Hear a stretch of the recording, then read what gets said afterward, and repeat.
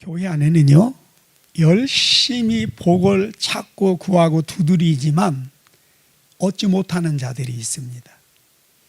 그런가 하면은 찾고 구하고 두드리는 대로 얻는 자들이 있어요. 그런가 하면은 정말 복된 자죠. 구하지 않았음에도 불구하고 하나님의 축복이 부어지는 자들이 있습니다. 자, 어떤 차이일까요? 여러분, 아브라함은요, 하나님의 부르심을 받은 이후에 단 한 번도 하나님께 재물을 구한 적이 없습니다. 그리고 그의 삶을 보더라도요, 그가 재물을 따라가거나 재물을 얻고자 어떤 행위를 한 적이 없습니다. 오히려 그는 큰 재물이 자기 손에 들어왔어요. 그러나 그는 그걸 거부합니다. 자, 그럼에도 불구하고 시간이 지날수록 재물이 아브라함을 따라다니고 재물이 아브라함의 삶 속으로 모여들었습니다. 그래서 그는 큰 복을 받았고, 그리고 그 복을 흘려보내는, 베풀어주는 그런 정말 복의 근원으로서의 삶을 살았습니다. 여러분, 우리도 이런 은혜와 축복이 있게 되시기를 예수님의 이름으로 축복합니다. 그러면 아브라함은 복을 구하지도 않았어요. 재물을 얻기 위해서 어떤 행위도 한 적이 없어요. 그런데 어떻게 이렇게 큰 재물을 소유하고 그 재물을 정말 많은 사람들이 흘려보내면서 복의 근원이라고 하는 소리를 듣기까지 복을 받았을까? 성경에 보면은 그 이유가 명확히 기록이 되어 있는데요. 자, 먼저 우리 창세기 14장 23절을 한번 보겠습니다. 20절부터 봅시다. 20절에서 23절 다 함께. 시작. 너희 대적을 내 손에 붙이신 지극히 높으신 하나님을 찬송할지로다 하매 아브람이 그 얻은 것의 10분의 1을 멜기세덱에게 주었더라. 소돔 왕이 아브람에게 이르되 사람은 내게 보내고 물품은 내가 가지라. 아브람이 소돔 왕에게 이르되 천지의 주제시요 지극히 높으신 하나님 여호와께 내가 손을 들어 맹세하노니 내 말이 내가 아브람에게 시부하게 하였다 하여 내게 속한 것은 실 한 오락이나 들매끈 한 가닥도 내가 취하지 아니하리라, 가지지 아니하리라. 아멘. 이거 무슨 내용이냐면요, 소돔과 고모라가 침략을 받아서 그 백성과 재물을 다 빼앗기잖아요. 그리고 그 가운데 아브라함의 조카 롯이 있었고, 그래서 아브라함이 그 집에서 거느리는, 오늘날로 말하면 사병이라고도 할 수 있죠. 318명 용병을 데리고 그 5 연합군이 쳐들어와서 소돔과 고모라의 모든 걸 탈취해 갔는데, 그 밤에 쫓아가서 그들을 다 물리치고, 그 5 왕이 연합군을 형성해서 침공해 들어왔는데 그들을 다 물리치고 그들에게 빼앗겼던 그 많은 소돔과 고모라 백성들과 재물들을 다시 전부 되찾아가지고 돌아왔습니다. 이때 소돔과 고모라 왕이 백성은 우리에게 보내고 이 재물은 마땅히 전리품으로서 당신이 취해야 할 것이니 재물은 당신이 다 가져가라, 이렇게 이야기를 합니다. 그런데 여러분, 그 재물이 한 나라의 그 재정 전체다 이렇게 이야기할 수 있는 재물이잖아요. 그러니까 이게 큰 재물이에요, 작은 재물이에요? 엄청난 큰 재물이었단 말이죠. 자, 그럼에도 불구하고 아브라함은 뭐라고 말합니까? 아니다, 나는 이 재물에 단 희로라기 하나라도, 신발끈 하나도 취하지 않을 것이다. 자, 그 이유가 뭐라고 이야기를 하고 있습니까? 자, 다시 봅니다. 23절, 내 말이 내가 아브라함으로 시부하였다 할까 하여. 여러분, 이게 무슨 말일까요?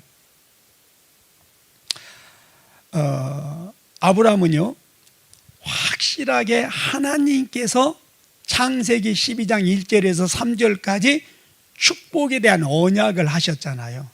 그래서 그 언약의 말씀이 반드시 이루어질 것이라고 하는 확실한 믿음이 있었다라고 하는 거예요. 이게 이제 첫 번째 이유예요. 그 다음에 두 번째는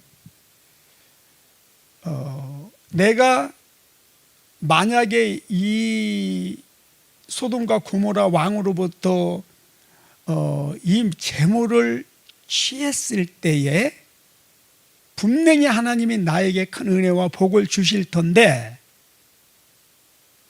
그때에 저 사람들이 아브라함이 저렇게 큰 은혜와 복을 받은 것은 그때 내가 저에게 큰 재물을 주었기 때문이야, 이런 이야기를 듣고 싶지 않다는 겁니다. 자, 여러분, 아브라함이 지금 어떤 마음에서, 어떤 심리에서 이런 고백과 함께 이 재물을 거절했을까요? 아브라함은요, 혹시라도 내가 이 재물을 받음으로 말미암아 나중에 하나님께서 나에게 주시는 은혜를 가릴 수 있지 않을까, 그것을 차단하고자 했던 겁니다. 내가 지금 저 소돔과 고모라 왕으로부터 이 재물을 받음으로 인하여 나중에 하나님께서 나에게 은혜를 주셨을 때 그 하나님의 은혜를 가리게 되거나 하나님의 이름을 혹시라도 더럽힐 수 있지 않을까라고 하는 어떤 그런 염려의 생각을 한 것 같아요. 그래서 나는 깨끗하게 하나님으로부터 받은 은혜와 하나님이 주시는 축복으로만 살 것이다. 나는 당신의 이런 재물이 필요 없다. 이렇게 고백을 한 겁니다. 여러분, 우리도요, 이런 아브라함과 같은 이런 각오와 결단, 이런 믿음의 고백이 있어야 될 줄로 믿습니다. 아브라함의 이런 고백과 결단은요, 하나님을 정말 기쁘시게 하고 하나님을 영화롭게 해드리는 가장 아름다운 찬양과 경배라고 할 수 있습니다. 아마도 저도 경험적으로 좀 말씀드릴 수 있는 게, 이때에 하나님께서 이런 아브라함의 고백과 행위에 대해서 크게 감동을 먹었을 것 같습니다. 여러분, 무슨 말인지 이해되시지요? 예. 하나님이 얼마나 기뻐하셨을까, 그게 눈에 보이는 것 같습니다. 예. 그리고 또 하나는요, 아브라함은 어디를 가든지 하나님과 동행했습니다. 그는 어디를 가든지 하나님을 모시고 하나님과 함께 했습니다. 그리고 어떤 경우라도 하나님 말씀에 순종했습니다. 자, 이러한 이유로 인해서 아브라함은 평생 재물을 구하지 않았어요. 재물을 따라다니지 않았어요. 재물을 얻기 위해서 그는 뭔가를 하지 않았어요. 그럼에도 불구하고 재물이 아브라함을 따라왔고, 재물이 아브라함의 삶 속으로 그 가게로 흘러 들어왔다라고 하는 것입니다. 예. 다시 축복합니다. 이런 은혜와 축복이 우리의 삶에도 있게 되시기를 축원합니다. 예. 자, 여기서 또 하나, 여러분, 그냥 우리가 작은 복을 받아서 그냥 하루하루 먹고 사는 것이라고 한다면 뭐 이렇거나 저렇거나 살아가요. 하나님의 일반 은총으로 우리가 먹고 사는데 별로 어려움이 없어요. 그러나 큰 재물을 받아서 정말 간증의 주인공으로서 하나님의 영광을 열방에 선포하며 하나님의 그 은혜와 축복을 세상에게 흘려보내기를 원한다면요, 꼭 한 가지 기억해야 될 것, 절대 재물을 따라다녀서는 안 된다는 거예요. 재물을 모으기 위해서 절대적으로 인간적인 방법을 사용해서는 안 된다는 겁니다. 여러분, 큰 재물은요, 우리가 인간적인 방법을 쓰고 열심히 수고하고 노력하고 또 우리가 재물을 따라간다고 해서 얻을 수 있는 게 아니에요. 네. 재물은 우리가 재물의 주인 되시고 복의 근원 되시는 하나님을 모시고 하나님과 동행하게 되면은 하나님 때문에 그 재물이 아브라함처럼 우리의 삶에 들어오게 돼 있어요. 그래야만이 큰 재물을 얻을 수가 있고 그 재물을 통해서 하나님께 영광 올려드리게 될 줄로 믿습니다. 예. 사람들은요, 아브라함의 복을 받기를 원합니다.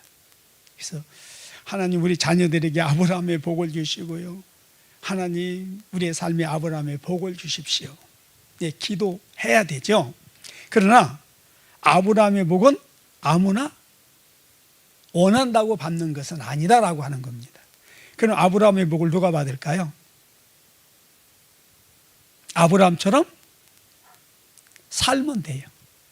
아브라함처럼 어떤 상황 속에서라도 하나님을 적극적으로 신뢰하는 믿음을 가지고 하나님 모시고 하나님 의지하며 하나님 말씀대로 순종하고 살게 되면은요, 아브라함처럼 우리가 복을 구하지 않아도 복을 받게 되어 있습니다.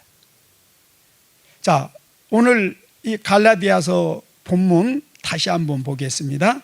갈라디아서 3장, 예, 다시 한번 봅시다.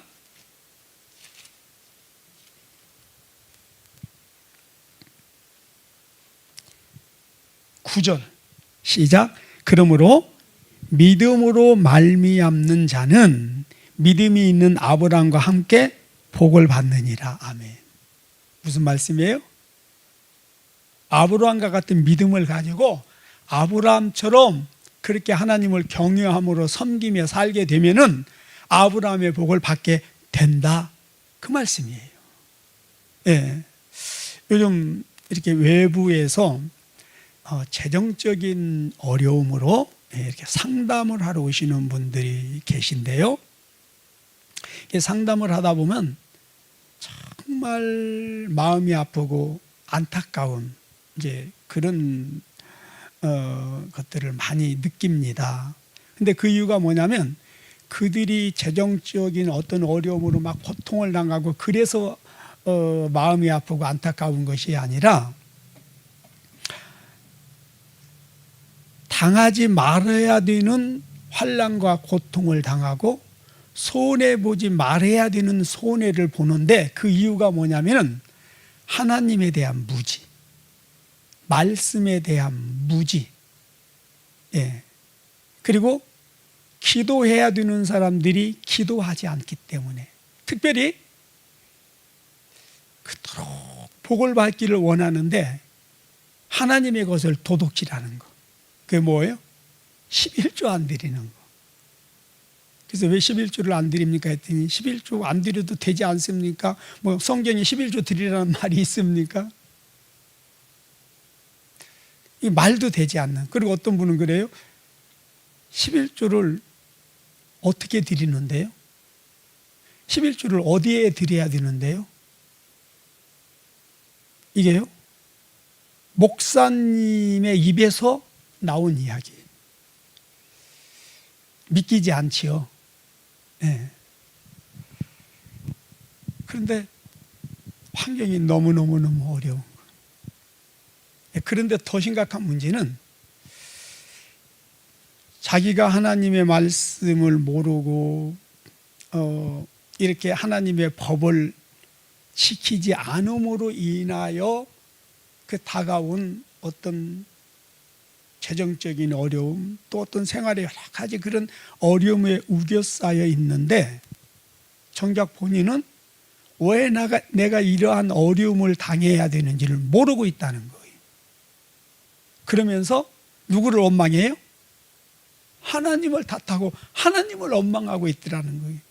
그래서 이제 이런 것들을 보면서 너무너무너무 마음이 무겁고 안타깝고, 그러면서 빠른 시간 내에 그 목사님들 이렇게 숙소도 좀 만들고 해서 목사님들을 모아서 재교육하는 어떤 세미나도 하고, 목사님들을 좀 개척교회 힘들고 어려운 목사님들을 섬기는 일을 적극적으로 해야 되겠구나. 그래서 우리 집사람하고 계속 지금 그런 이야기들을 하고 있습니다. 예. 오래 전에 이제 어떤 집사님이 이제 생활의 어떤 어려운 문제를 만나가지고 상담을 하러 왔어요. 그래서 본인이 지금 22일 작정해서 기도를 하고 있다고 그러더라고요. 그래서 제가 기도의 제목을 물어봤어요. 그랬더니 이분이 아들이 둘인데 하나는 천만장자가 되고 하나는 백만장자가 되기 위해서 기도합니다. 그리고 이제 또 하나 기도 제목은 남편이 사업이 잘 돼가지고 11조를 1억 이상 하는 지금 그 기도 제목을 가지고 기도하고 있습니다. 그러더라고요. 그래서 그러면 남편이 신앙생활을 잘 하시나요? 그리고 물어봤더니 아직 교회를 안 다녀요. 그러더라고요. 근데 성령께서 사랑하는 딸아, 내 죄가 뭔지 아느냐? 바로 무지다 그러시더라고요. 그래서 이제 뭐가 문제인지를 가르쳐 주고 또 기도를 어떻게 해야 되는지를 이제 설명을 해줬어요. 근데 문제는 그걸 이해를 못하고 안 받아들이는 거예요. 그래서 돌아갈 때는 마음이 상해가지고 시험이 잔뜩 들어가지고 갔어요. 그래서 왜 이 이야기를 이해를 못하느냐 그랬더니 내가 이렇게 기도하는 게 뭐가 문제가 되느냐. 기도하는 게 문제가 되는 게 아니고 이게 순서가 바뀐 거예요. 예. 먼저 뭘 기도해야 돼요? 하나님, 내 남편과 자녀들을 뭐 해주세요? 예수 믿고 구원받게 해주시고 물과 성령으로 거듭나게 하시고 저들이 정말 하나님을 경외함으로 섬기는 믿음의 사람들이 되게 해주세요. 그게 우선이라는 거예요.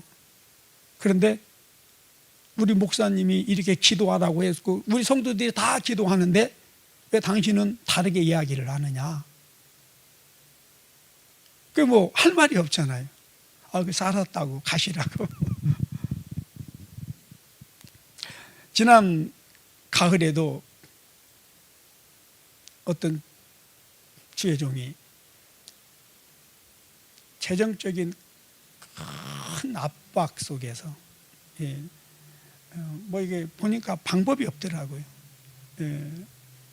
부도가 나서 큰 재물을 잊어버릴 수밖에 없는 이제 그런 상황이고, 근데 특히 그 몸에 아주 중한 중병에 걸려 있더라고요. 그래서 정말 하나님의 도우심이 아니시면은 저 사람은 언제 죽어도 이상할 것이 없는 그런 상황이었어요. 그게 이제 상담하는 가운데 하나님께서 우리 집사람을 통해서 몇 가지를 권면하셨어요. 11조와 주일 성수, 또 그분이 기도의 소명이 있으시더라고요. 그래서 이 세 가지를 성령께서 권면하시면서 우선 이 부분 회개하고 기도 시작해라. 그러면 혹시 알겠느냐? 하나님께서 다시 은혜를 베푸실지. 이렇게 말씀을 하셔서 그대로 전달했어요. 근데 이분이 하나도 안 받아들이더라고요. 그래서 결국 상담도 못하고 그분이 마음이 상해서 씩씩거리기 때문에 그냥 돌아가시라고 그랬어요. 그래서 제가 처음에는요, 이런 분들을 이해를 못했어요. 그리고 또 얼마 전에도 그 자녀의 문제로 와서 이제 제가 너무 안타까워서 해결할 수 있는 방법이 있고 고칠 수 있는 방법이 이제 눈에 보이잖아요. 그래서 설명을 좀 했어요. 그랬더니요, 그게 부담스럽고 그게 기분 나쁘다고 그때부터 교회를 안 나오셨어요. 그래서 제가 처음에는 이게 뭘까? 왜 이런 반응을 보일까? 이해가 안 돼서 이제 그것 때문에 뭐 내가 상담하는 게 잘못됐나? 이제 이런 부분 때문에 굉장히 마음이 힘들었어요. 그런데 이제는 왜 그런 반응을 보이는지 알았기 때문에 이제는 힘들어하지 않아요. 그냥 그런 사람들은 그렇구나 하고는 바로 마음에 털어내버립니다. 자, 왜 그런 반응들을 보일까요? 그분들은요, 하나님을요, 인격적인 하나님으로, 살아계신 창조주 하나님으로 인정하는 믿음이 없어요. 그런 분들은 대부분 기독교 신앙을 우상 종교나 무속 신앙과 똑같이 생각을 해요. 그래서 그 사람들의 특징이요, 나는 교회만 찾아오고 뭐 이렇게 은혜 받은 뭐 사람들에게만 찾아가서 상담하고 묻는 줄 알았는데, 그런 사람들은요, 때로는 절에도 가고요, 때로는 무속인도 찾아가고요, 어디에 가서 도움을 받을 수 있는 곳이라면 어디든지 찾아가더라고요.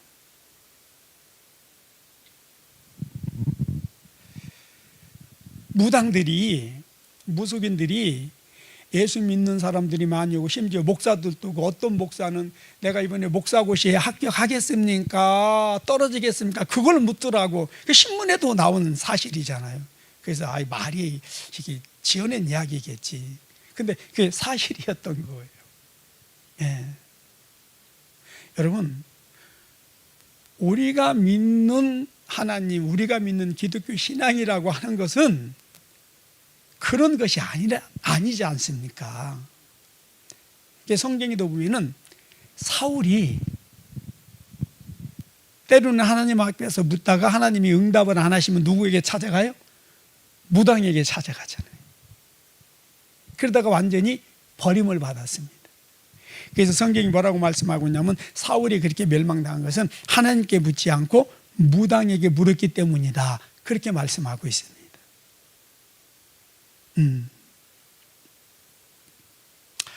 특히요, 제가 아주 정말 웃기는 것은, 뭔가 답답한 일이 있을 때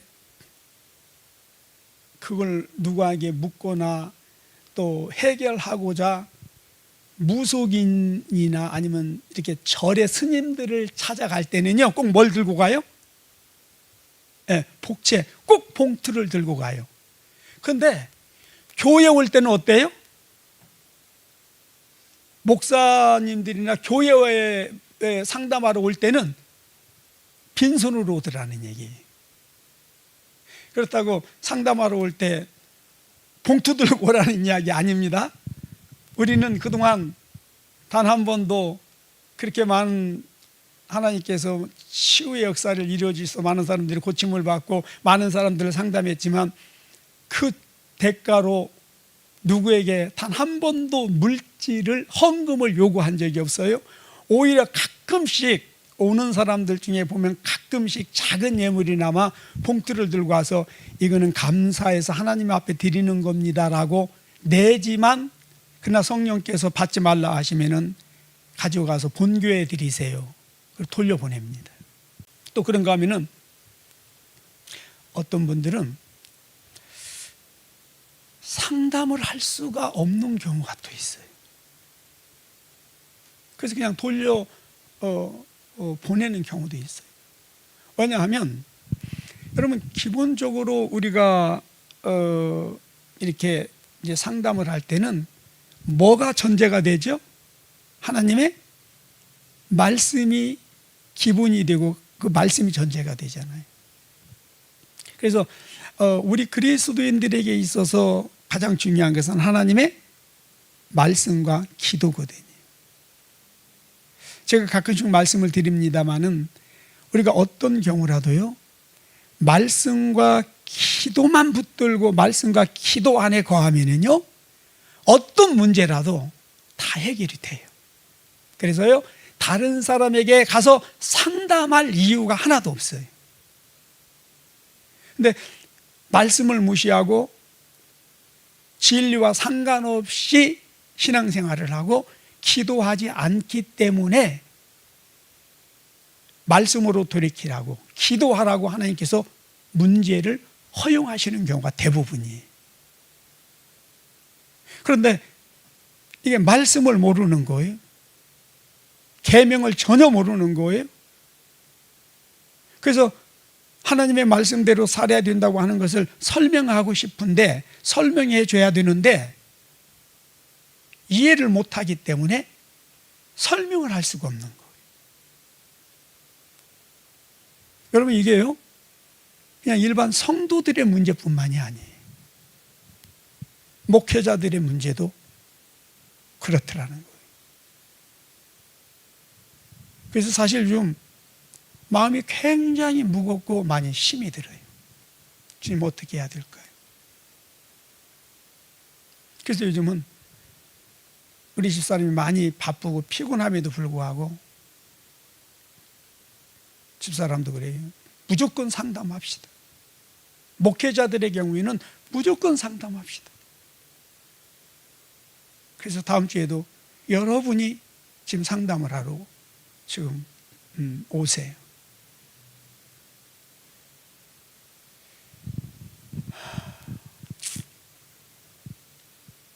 여러분, 우리 기독교 신앙생활이라고 하는 것은 하나님의 말씀이 기본입니다. 하나님의 말씀대로 사는 것이 우리 기독교 신앙생활이에요. 하나님의 법을 모르고 하나님의 계명을 지키지 않으면서 어떻게 하나님을 믿는다고 말할 수 있으며 어떻게 하나님의 복을 받을 수 있냔 말이죠. 말이 되지 않는 거죠. 사람들이 무속인들에게 찾아가는 것은 그냥 봉투 하나 들고 와서 내밀고 상담받고 기도받으면 그들은 묻지도 따지지도 않고 뭐예요? 본인들이 듣고 싶은 이야기를 들려준다는 거죠. 근데 그런 생각을 가지고 예수를 믿는다? 교회에 나온다? 그러면 하나님과 아무런 상관이 없습니다. 그래서 하나님의 말씀을 멀리하고 말씀과 상관없이 기도하지 않고 하는 신앙생활은요, 하면 할수록 어때요? 혼돈과 무질서에 빠져요. 어두움에 빠져요. 그래서 생활이 어렵게 됩니다. 이제 나중에는요, 돌이킬 수 없는 상황으로 빠지게 됩니다. 그리고요, 그런 신앙생활을 하게 되면은요, 설령 재물의 복을 받았다 할지라도 그게 절대 복이 되지 않습니다. 여러분, 그 아브라함과 롯을 한번 보십시오. 아브라함은 복을 구하지 않았지만 복이 굴러 들어왔어요. 또 자기가 목숨 걸고 가서 소돔과 고모라 백성들과 그 빼앗겼던 모든 재물들을 다 되찾아왔어요. 마땅히 아브라함이 그 받을 수 있는 자격이 있는 거예요. 하지만 혹시 그걸로 인해서 자기가 나중에 하나님의 은혜와 복을 받았을 때 하나님의 영광을 가릴까 봐 그걸 거부했단 말이에요. 거절했단 말이에요. 그래서 비록 자기가 재물을 얻지 못하고 가난하게 산다 할지라도, 어려움을 당한다 할지라도 하나님의 방법이 아닌 다른 방법으로는 재물을 취하지 않겠다. 아마 이것이 아브라함의 그 중심이고 믿음이었다고 생각을 합니다. 그러나 롯은 어땠습니까? 아브라함을 따라다니면서 아브라함에게 임하는 그 축복을 함께 받았어요. 그런데요, 그는 아브라함의 그런 믿음이 없었어요. 그래서 아브라함과 헤어지는 과정 속에서 아브라함이 말하죠. 이 땅이 넓으니까 동서남북 중에 네가 원하는 땅을 먼저 선택해서 가라. 그러면은 사실 롯은 아닙니다, 삼촌. 삼촌이 먼저 좋은 땅을 선택하시고 그리고 나중에 내가 아무 땅이든지 선택해서 가겠습니다. 그게 맞잖아요. 근데 그는 육신의 눈으로 소돔과 고모라 땅을 보게 됩니다. 너무 아름답고 풍성했지요. 그러나 그때는 하나님의 심판이 임하기 직전이었어요. 결국 그는 육신의 생각으로 그 땅을 취해서 그곳으로 들어감으로 인하여 결국 아브라함을 통해서 받은 그 귀한 은혜와 축복을요 다 잊어버리게 됩니다. 그뿐 아니에요. 그는 완전히 저주를 받아서 대가 끊어져 버리잖아요. 여러분, 우리가 돈을 버는 게 중요한 게 아니에요. 재물을 하나님으로부터 받는 것이 중요한 게 아니라니까요. 그리고 하나님은요, 우리에게 뭔가를 주실 때 반드시 우리의 유익을 위하여 주시고 하나님의 나라를 위하여 주시고 우리가 하나님의 은혜와 복을 누리는 차원에서 주시는 거예요. 그러나 하나님이 우리에게 뭔가를 주시고자 할 때, 우리가 뭔가를 구하고자 하는 그것이 우리에게 유익이 되지 않는다, 그러면 하나님 절대 안 주세요. 왜요? 우리가 하나님으로부터 뭔가 은혜와 은사와 재물을 받게 되면요, 사단이 절대 보고만 있지 않습니다. 반드시 그것을 빼앗아가고 그 은혜와 복을 누리며 하나님께 영광 돌리지 못하도록 방해를 합니다. 그래서 믿음이 없으면 기본적으로 말씀과 기도 위에 우리의 믿음과 신앙이 세워지지 않으면요, 우리 중심이 하나님 앞에 바로 서지 않으면요, 반드시 사단에게 하나님이 주신 그 은혜와 축복, 은사를 빼앗기게 돼 있어요. 근데 이제 문제는 그 빼앗기는 과정에서 그냥 빼앗기는 것으로 끝나는 것이 아니라 내 영혼이 멸망받을 수도 있단 말이죠. 그리고 내 영혼만 멸망당하는 것이 아니라 하나님의 이름을 크게 욕되게 하고요, 많은 사람들을 실족하게 할 수 있다라고 하는 겁니다. 그래서 여러분, 하나님께서는 아무에게나 하늘의 막 신령한 은혜와 은사를 부어주시지 않습니다. 아무에게나 아브라함에게 주신 그런 은혜와 복을 부어주시지 않는단 말이에요. 그래서 정말 우리가 하나님의 은혜와 축복을 받기를 원한다면 오늘 본문에 말씀하신 것처럼 아브라함의 믿음을 가지셔야 돼요. 아브라함의 그런 어떤 각오와 결단이 우리에게도 있어야 돼요. 그리고 아브라함처럼 어떤 경우라도 하나님 말씀에 순종해야 되고 하나님이 주신 그것을 나를 위해서 쌓아놓지 아니하고 하나님의 나라를 위해서 흘려보낼 수 있는 그런 정신, 그런 결단이 있어야 됩니다. 그래서 우리가 때로는 어려움을 당할 수 있어요. 오히려 하나님의 말씀대로 사는 것 때문에 어려움 당할 수 있어요. 예. 그리고 하나님의 계명을 지키려고 하다 보면은 아브라함처럼 큰 재물이 들어왔지만 그걸 포기해야 될 때도 있고요, 또 오히려 손해봐야 될 때도 있어요. 여러분, 그러다가 우리가 설령 죽을 수도 있어요. 그러나 하나님의 계명을 지키는 것 때문에 손해를 보고 망하고 죽는다 할지라도 우리는 하나님의 계명을 붙들고 아브라함과 같은 그런 믿음으로 망해야 되고 죽어야 돼요. 그래야만이 나중에 합력하여 선을 이루어 주시는 하나님의 은혜와 축복을 받을 수가 있습니다. 그래야만이 우리가 죽어도 부활의 생명으로 다시 살 수가 있는 거예요. 네. 결론적으로 아브라함이 실수도 많았잖아요. 근데 제가 이렇게 성경을 보면서 아브라함이 정말 잘했던 것 두 가지.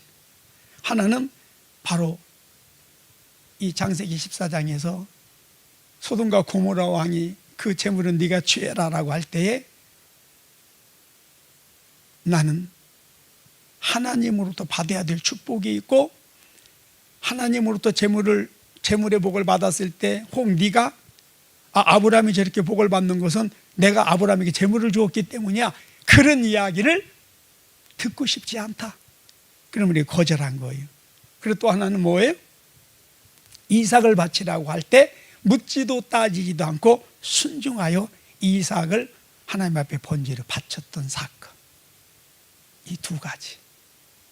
그가 실수도 많고 참 남편 같지도 않고 아버지 같지도 않고 남자 같지도 않는 어떤 그런 정말 비겁한 부분도 있잖아요. 그래서 오직 했으면 아내를 자기가 살겠다고, 재물은 아니지만 자기 목숨을 구제하겠다고 아내를 2번씩이나 인신매매하는 그런 찌질이 남편이었거든요. 그럼에도 불구하고 하나님께서 아브라함을 이렇게 신뢰하시고 아브라함을 축복하신 그 두 가지 사건이었던 것 같아요. 제가요 정말 신앙생활 속에서 제 인생 속에서 제가 정말 물론 하나님의 은혜로 그런 선택을 했지만 제가 잘한 선택이 하나 있었어요. 가끔씩 말씀을 드렸어요. 그게 뭐냐면 국회의원 김동욱 씨하고 거의 1년 이상 선거운동에서 당선이 됐어요. 그리고 몇 개월 지나다 보니까 당선되고 몇 개월 지나다 보니까 교회를 나갈 수가 없는 거예요. 그때 제가 예수를 처음 막 믿었거든요. 뭐 이거 주일도 없고 뭐 밤낮이 없는 거예요. 또 지금도 국회의원 좀 입김이 세지만 정말 그때만 해도 국회의원 입김들이 굉장히 셌거든요. 예. 그래서 막 여기저기서 사업가들이 막 술집에서 부르고 여기저기 오라고 그러고 그러다 보니까 교회를 갈 수가 없는 거예요. 제가 우리 선배가 우리 매형인데 선거를 좀 도와달라. 그때 제가 그 김동욱 의원한테 했던 이야기가 있어요. 나는 이제 예수를 막 믿기 시작했는데 수요 기도회, 금요 기도회, 주일 예배는 꼭 제가 드려야 됩니다. 그 시간 내줄 수 있습니까? 라고 했어요. 그랬더니 알겠다 그러시더라고요. 그래서 지역에 가서도 수요일날, 금요일날, 주일은 항상 교회에 가서 예배를 드리고 그렇게 했단 말이에요. 그런데 당선이 되고 나니까 이게 교회를 갈 수가 없는 거예요. 그래서 몇 개월 후에 의원님 죄송합니다만 사직하겠습니다. 그리고 사직서를 내밀었을 때 저한테 미친놈이라고 그러더라고요. 이 미친놈. 그분이 천주교 신자인데 나도 신앙이지만 예수를 너처럼 믿으면 안 된다 그러시더라고요. 우리 친구들도 그렇고 주에 좋아하는 사람은 다 광신적이라고 신앙생활을 그렇게 하면 안 된다고. 그때 제가 한 말이 있어요. 내가 성경을 보니까 내가 이제 예수를 믿었지만 성경을 보니까 모든 은혜와 축복이 부와 명예와 성공이 성경 속에 다 들어있더라. 하나님 말씀에 순종할 때 다 주어진다고 성경이 약속하고 있더라. 나는 그것을 믿는다.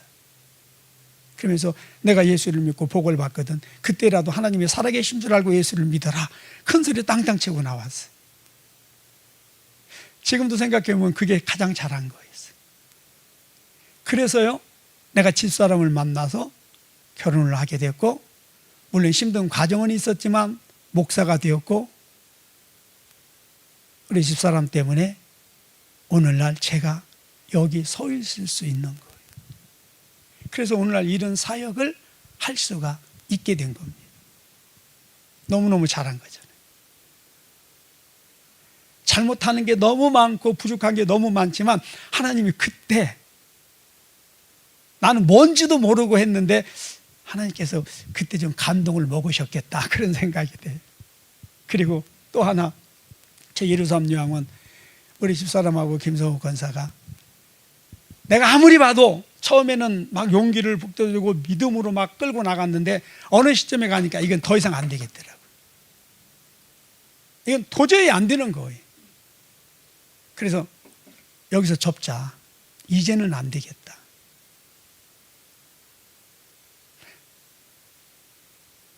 만약에 여기서 조금 더 나가다가는 정말 이제는 우리가 더 이상 회복할 수 없는 상황에 직면할 것 같다. 그러니까 여기서 접자. 그랬더니 접지 않겠다고 그러더라고요. 계속 나가겠다고 그러더라고요. 어떻게 할래? 무슨 방법으로 이걸 계속 끌고 갈 수 있다는 말인가? 하나님이 함께 하시고 하나님이 말씀하셨기 때문에. 그리고 또 우리가 이걸 시작한 게 하나님의 나라와 영광을 위해서 하고자 하지 않았습니까? 그러므로 하나님을 의지하고 끝까지 믿음으로 나갑시다 그러더라고요. 그래서 제가 저중적으로 그랬어요. 그러면 여기서 더 나가다 완전히 망할 수가 있고 우리 인생이 더 이상은 회복이 안 되는 그런 상황에 직면할 수 있다. 그래도 그걸 감당할 수 있겠느냐? 그래도 그걸 감당하고 계속 밀고 나갈 수 있겠느냐? 그랬더니 그래도 하겠다고 그러더라고요. 오케이, 그런 각오라면은 그럼 하자, 나가자. 그런데 그때 만약에 저 두 사람이 내 말을 듣고 그래요 목사님 여기서 그만 접읍시다 그랬다고 한다면 어떻게 됐겠어요? 오늘 저 예루살렘 요양은 없는 거예요. 그러니까 지금도 지난주에도 이렇게 가서 이제 상을 이렇게 돌아보면서 하나님이 그 이루신 일들을 보면서 그런 것들을 생각해요. 이게 어떻게 이루어졌지? 만약 그때 그걸 포기했다면 어떻게 됐을까? 아마 그때 그걸 포기했다면 그때야말로 정말 우리 삶에 소망이 없는, 더 이상 회복될 수 없는 아마 그런 상황에 직면하지 않았을까 싶어요. 그래서 제가 그때의 그 결단과 또 저 두 사람 그 요양원 그런 그 결단들이 많은 연약함도 있고 부족함이 있고 잘못하는 부분이 있었지만 그러나 하나님께서 그런 부분들을 사용하셨다. 그 부분들을 하나님이 기쁘게 받으셨구나 그런 생각을 합니다. 여러분 한 가지 영적 비밀을 말씀드리고 마칠게요. 우리가 만약에 어떤 10가지가 있다라고 한다면 이 10가지 다 잘할 수 없어요. 그러니까 하나님은 이 10가지를 다 잘해야만이 내가 너를 쓰겠다, 내가 너를 축복하겠다 그러지 않아요. 여러분 이 10가지 중에 정말 아브라함처럼 단 한 가지라도, 그리고 나서 또다시 죄를 범하고 넘어진다 할지라도 단 한 가지라도, 단 한순간만이라도 하나님의 마음을 감동시킬 수 있는 어떤 그런 신앙의 고백과 그런 신앙의 행위가 우리에게 있어야 된다는 거예요. 그러면 하나님은 그 한 가지 때문에 쓰세요. 이명박 대통령 그때 선거 때 경주에서 집회하고 있을 때 경상북도 그 당협위원장이 찾아왔더라고요. 경주로 집회하는데. 그래서 왜 왔냐고 그랬더니 내일 모레 김경준 씨가 미국에서 들어오는데 핵폭탄을 가지고 들어온다고 하고 이제 김경준이가 와가지고서 그 폭탄 터뜨리면 우리는 끝장입니다. 저도 그때 그렇게 알고 있었는데 그래서 이제 기도하는 가운데 성령께서 우리 집사람에게 염려하지 마라. 그건 핵폭탄이 아니고 물폭탄이고 별 영향력이 없을 것이다 그러시더라고요. 그래서 그렇게 그대로 전해줬어요. 근데 아니나 다를까 이틀 후에 김경준이 들어왔는데 물폭탄으로 끝났어요. 그리고 당선이 됐어요. 근데 그때 하나님께서 하신 말씀이 있으세요. 내가 이번에는 이명박을 대통령으로 세울 것이다. 그래서 어떤 말씀 주시냐면 저가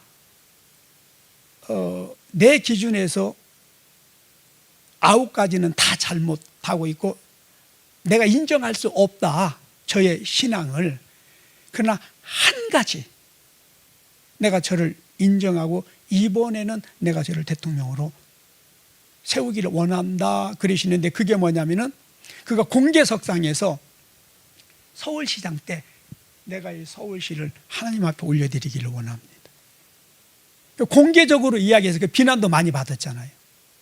근데 하나님이 그거를 그 한 가지의 고백을 들으시고 감동을 하시고 그를 대통령으로 세우셨다는 거예요. 네. 근데 아마 이명박 대통령은 이런 사실도 모르고 지금까지도 모르고 있을 거예요. 네. 어떻게 알겠어요? 우리도 하나님께서 말씀해 주셨기 때문에 알았지. 네. 그러니까 여러분 다 잘하려고 하지 마시고요. 단 한 가지라도 하나님의 마음을 감동시킬 수 있는 그런 신앙의 고백과 그런 중심을 가지고 살라는 얘기예요. 마치 어린 자녀들이 집 입에다 넣었다 뺐다 하는 마치 코 묻힌 거 가지고 할아버지, 아버지 이거 먹으세요 하고 입에 넣어주면 어때요? 감동이 돼요, 안 돼요? 감동이 되잖아요. 그런 거라는 거예요. 여러분 어려운 게 아니거든요. 그래요, 안 그래요? 어린 자녀들이 부모에게 사랑받고 할아버지 할머니에게 사랑받는 게 어려운 게 아니란 말이에요. 우리가 하나님 앞에 복을 받는 것도 그런 거예요. 그래서 때로는 내가 지키지 못할 망정 정말 하나님 사랑해요. 난 하나님이 너무 좋아요. 하나님 내가 정말 하나님을 위해서 살고 싶어요. 여러분 그런 고백, 그런 마음을 가지고 하나님 앞에 나가시라는 거예요. 그게 없으면 우리가 하나님 앞에 나와서 뭘 한다 할지라도 하나님하고 상관이 없어요. 하나님 안 받으세요. 근데 오늘날 이런 가장 기본적인 것을 무시하는 신앙인들이 너무 많아요. 그리스도인들이 교회 안에 너무 많아요. 그래서 복을 받지 못하면서 하나님 왜 복을 안 주시는데? 하나님은 원망하는 거예요. 잠언 19장 3절에 뭐라고 말씀하십니까? 사람이 자기 길을 굳게 해놓고 지가 죄짓고 자기 길을 그래서 어렵게 만들어 놓고 마음으로는 뭐 하더라? 하나님께 원망하고 있더라. 그래서 인간이 어리석고 미련함으로 자기 길을 굳게 하고 마음으로 하나님을 원망하더라 그랬잖아요. 우리가 그런 신앙생활에서는 절대 안 됩니다. 아무쪼록 아브라함과의 그런 어떤 믿음과 신앙의 모습을 본받아서 정말 이 마지막 때 아브라함의 복을 받게 되시기를 예수님의 이름으로 축복합니다. 하나님 아버지, 아브라함을 통해서 하나님을 어떻게 믿어야 되는지 우리에게 보여주셨습니다. 그래서 믿음으로 말미암은 자는 믿음이 있는 아브라함과 함께 복을 받게 하셨다라고 하셨습니다. 아브라함의 믿음으로 아브라함의 복을 받아서 아브라함처럼 하나님께 영광 돌리는 우리 순복음 행복한 교회가 되게 하옵소서. 예수님의 이름으로 축복하고 기도합니다. 아멘.